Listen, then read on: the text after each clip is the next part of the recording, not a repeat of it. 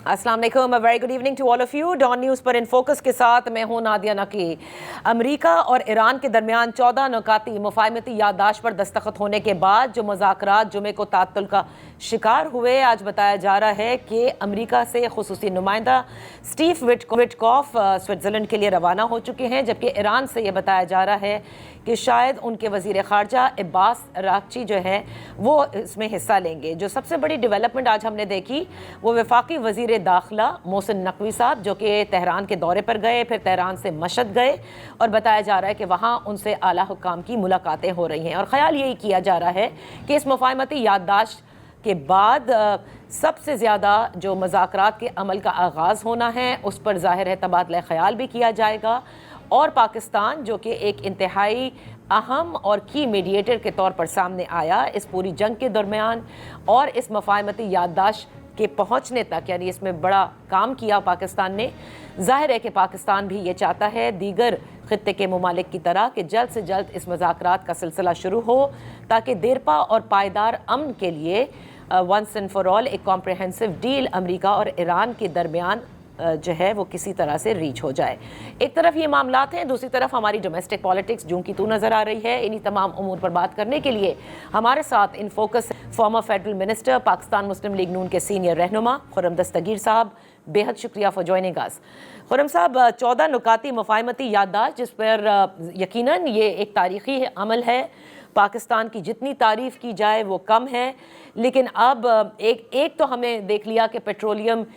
की जो कीमतें हैं वो गुज़िश्ता रोज़ शहबाज शरीफ साहब ने अच्छी ख़बर भी दी और अच्छी ख़बर साबित भी हुई कि उसमें कमी भी लाई गई। लेकिन अब सवाल ये पैदा होता है कि क्या ईरान के साथ, क्योंकि आप इकोनॉमिक फ्रंट पे बहुत सारी चीज़ों में इन्वॉल्व भी रहे हैं, समझते भी हैं,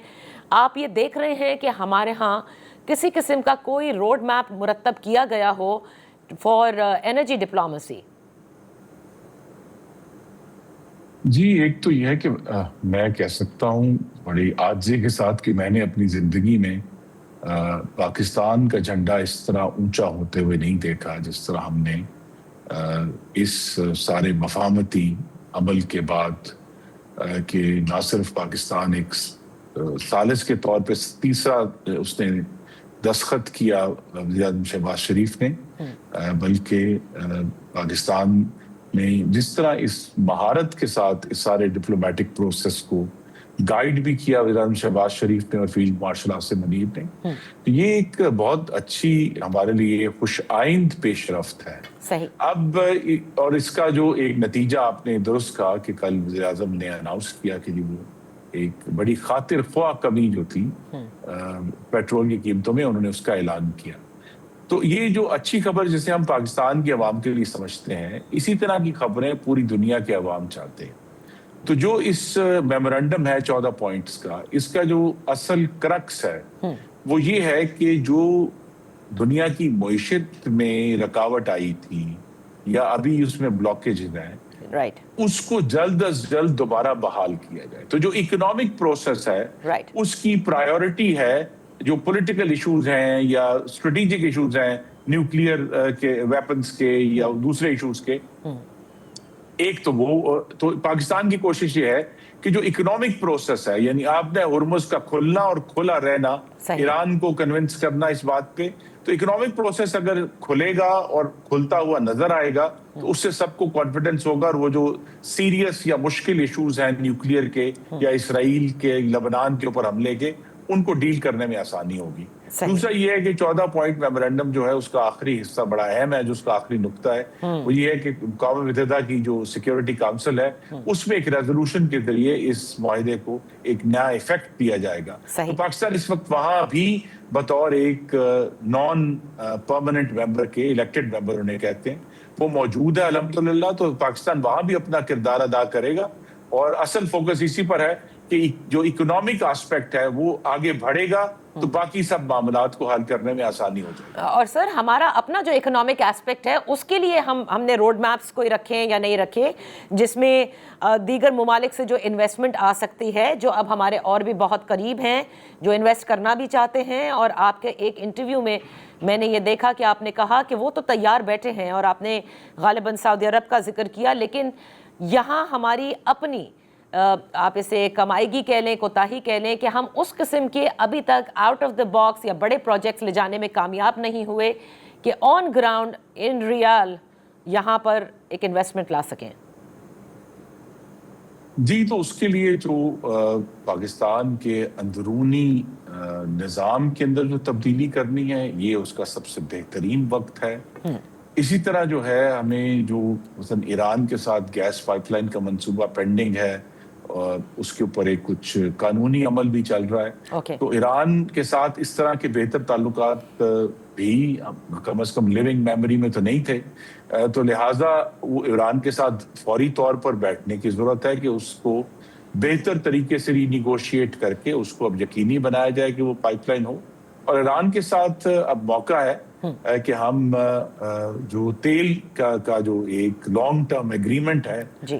کچھ ترجیحاتی قیمتوں پہ وہ بھی کریں. تو وہ جو انرجی والا ایشو ہے وہ بھی ہے. اسی طرح سعودی عرب کے ساتھ تو ہمارے تعلقات الحمدللہ پہلے سے بہت گہرے ہو گئے ہیں میوچول ڈیفنس ایگریمنٹ کے بعد. لیکن ان کے ساتھ بھی اب بیٹھنے کی ضرورت ہے کہ پاکستان کو اگر اگلے 25 سالوں کا پروگرام بنا کر اس کی معیشت کو مضبوط کرنا ہے، پاکستان کے نوجوان مرد و خواتین کے لیے روزگار پیدا کرنا ہے، پاکستان کی جو زراعت ہے اس کی جدیدیت بڑا سیریس ایجنڈا ہے. تو یہ سب ایجنڈاز میں اس وقت دنیا جو ہے پاکستان کو بہت ہی ایک عزت کی نظر سے دیکھ رہی ہے. تو اس کو بہت بڑا چیلنج ہے وزیر اعظم شہباز شریف اور فیلڈ مارشل عاصم منیر کے لیے، وزیر خارجہ اسحاق ڈار کے لیے، کہ وہ کس طرح اگلے جو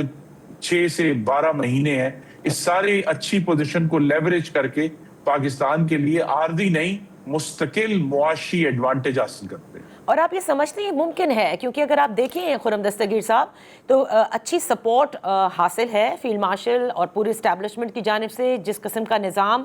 ہمارے ہاں ہے جسے ہائیبرڈ کہتے ہیں یا ہائیبرڈ سے تھوڑا اوپر کر لیجئے، لوگ اسے 2.0 کہتے ہیں، جیسا بھی نظام ہے اس وقت، اس میں یہ ممکن ہے. اور لوگ ایکسپیکٹ کرتے ہیں جب وہ تنقید کرتے ہیں کہ اب آپ سب کر سکتے ہیں، آپ کے پاس کوئی اپوزیشن نہیں جو چیلنج کر سکتی ہے. لہٰذا اس بجٹ کے اندر بھی ایک چھوٹی سی گلمپس آتی ہے کہ ابھی بھی اشرافیہ کو پروٹیکٹ کیا جا رہا ہے، نہ کہ اس ریفارمز کے جو اب ہمیں کر دینے چاہیے تھے. دیکھیے، میں تو واضح طور پہ میں اپنی سوچ آپ سے شیئر کر سکتا ہوں. یہ ضروری نہیں کہ میری جماعت کی یا میری حکومت کی سوچ ہو. یہ جو اشرافیہ کی بات ہے یہ ویسے تو آپٹکس کے لیے بہت اچھی لگتی ہے،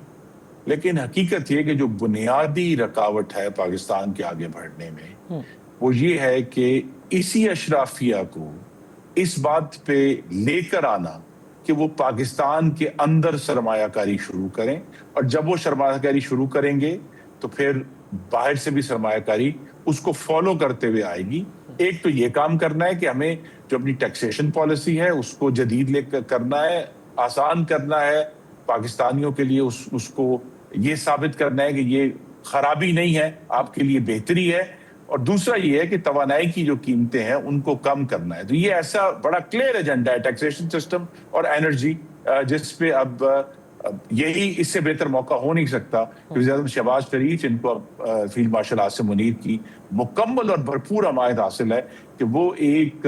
اس معیشت کو ایک نئی بنیاد پر آرگنائز کریں تاکہ ہم آگے بڑھ سکیں. بالکل آپ نے درست کہا. اور معیشت سیاست کے سے آپ الگ نہیں کر سکتے. اور اس وقت جو سیاسی حالات ہیں وہ جوں کہ توں ہیں، یعنی اپوزیشن جماعت آج بھی آپ نے دیکھا کہ شفیع جان صاحب جو کہ مشیر اطلاعات ہیں خیبر پختونخوا کے، انہوں نے کہا کہ ہم جو اضافی گرانٹ صوبوں نے وعدہ کیا NAC میں وہ ہم نے پہلے ہی کہہ دیا تھا کہ آپ سب اپنے لیڈران سے مشاورت کر کے آئے ہیں، ہمیں بھی اپنے لیڈر سے مل کر اس کو حتمی شکل دینے کی اجازت دی جائے، اور وہ ملاقات نہیں ہو سکی. اور ان کے وہی ابھی بھی مطالبے ہیں جو کہ پورے نہیں ہو رہے. کیا آپ نہیں سمجھتے کہ جس مہارت کا آپ نے ذکر ابتدا میں کیا ڈپلومیسی کا، وہ ڈپلومیسی اندرون خانہ بھی ہونی چاہیے اگر واقعی پاکستان نے ترقی کرنی ہے؟ اس میں دو باتیں ہیں. ایک تو جو بانی چیئرمین کا بطور ایک قیدی حق ہے، میں بھی اس کی سفارش کروں گا کہ ان کے خاندان سے اور ان کے وکلاء سے، ان کے معالج سے ان کی ملاقات ہونی چاہیے. اس میں کوئی دوسری رائے نہیں. لیکن اس کے ساتھ یہ بھی آپ کے ناظرین کی خدمت میں عرض کروں گا، ایک شخص کی ملاقات کے لیے پاکستان اور پاکستان میں رہنے والوں کی بہتری، ان کی بہتر حاکمیت اور ان کی خدمت کو روکا نہیں جا سکتا. پاکستان کا پورا نظام روکا نہیں جا سکتا صرف ایک شخص کی اسیری کے لیے. تو لہٰذا ان دونوں چیزوں کو سامنے رکھ کے کہ ان کے جو قانونی حقوق ہیں ان کو سیاست کرنے کا حق نہیں ہے، قانون میں لکھا ہوا ہے، پر یہ ضرور حق ہے کہ ان کا خاندان ان کو ملے، ان کے معالج ملے، ان کے وکلا ملے، تو وہ ضرور ان کو ملنا چاہیے. لیکن ان کی جماعت کا یہ بھی فرض ہے کہ کیا جب تک ملاقات نہیں ہوتی کیا وہ اپنے آئینی اور جو قانونی فرائض ہیں وہ نہیں سر انجام دیں گے؟ کہ اگر قومی اسمبلی میں جو قائمہ کمیٹیاں ہیں اس کا حصہ نہیں ہے، اسے بائیک آؤٹ کر کے بیٹھے ہوئے ہیں، تو کیا اس سے عوام کی خدمت ہو رہی ہے؟ نہیں ہو رہی. یا اگر وہ خیبر پختونخوا کا نظام جو ہے وہ سارا اسلام آباد آ کر بیٹھا رہتا ہے یا اڈیالہ جیل کے باہر بیٹھا رہتا ہے، اور وہ جو وہاں رہنے والے جو 5 کروڑ میرے بھائی اور بہنیں ہیں وہ ایک مؤثر حکومت سے محروم ہیں، تو کیا یہ جسٹیفائیڈ ہے؟ یہ بالکل جسٹیفائیڈ نہیں ہے. تو لہٰذا وہ اگر اپنا کام شروع کریں، جو ان کی ذمہ داریاں ہیں وہ پوری کریں، اور وہ ذمہ داریاں پورا کرنا شروع کریں گے تو انہیں یہ احساس ہوگا کہ یہ ذمہ داریاں تشدد سے اور دھمکیوں سے پوری نہیں ہو سکتی. گفتگو کرنی ہوگی، اور جب گفتگو شروع کریں گے تو پھر آپ دیکھیں گی کہ وہ ملاقات کا معاملہ بھی حل ہونے کے قریب تر ہو جائے. اور یہ کام کرنے سے مجھے لگ رہا ہے کہ آپ کہہ رہے ہیں کہ پھر برف جہاں پگھلنی ہے وہ بھی شاید پگھل جائے. اچھا تو خرم دستگیر صاحب، دوسرے معاملات کیونکہ آپ دیکھیے میں یہاں ضرور کہوں، دیکھیے یہ آج کے نظام میں بھی اس کو جو بھی آپ نام دے دیں، وہ کسی حکومت کے آگے رکاوٹ نہیں ہے کہ آپ اپنے عوام کی خدمت نہ کریں. یہ بات کلیئر ہے، یہ سب صوبائی حکومتوں پر اس کا اطلاق ہوتا ہے کہ کوئی رکاوٹ نہیں ہے کہ اگر آپ یہ فیصلہ کریں کہ ہم نے مریم نواز صاحبہ کر رہی ہیں جو وہ بہتر سمجھتی ہیں اپنی پارٹی کے ساتھ مل کے، چاہے وہ صحت کی اصلاحات ہیں، وہ تعلیم کی اصلاحات ہیں، وہ امن و امان کی اصلاحات ہیں، یہ اصلاحات جو ہیں جو بھی وہ بہتر سمجھتے ہیں، 13واں سال ہے ان کا خیبر پختونخوا میں، وہ کر کے دکھائیں کہ دیکھیے ہم آگے بڑھ رہے ہیں اور دوسرے صوبوں کو بھی اس کو فالو کرنا چاہیے. لیکن یہ طریقہ کہ جب تک ہماری مشاورت نہیں ہوگی ہم عوام کی خدمت نہیں کریں گے، یہ میری نظر میں بڑے ادب سے کہوں گا درست نہیں. اوکے، یہاں وقت ہوا ہے ایک بریک کا خرم صاحب. بریک کے بعد ہم اپنی گفتگو جاری رکھیں گے.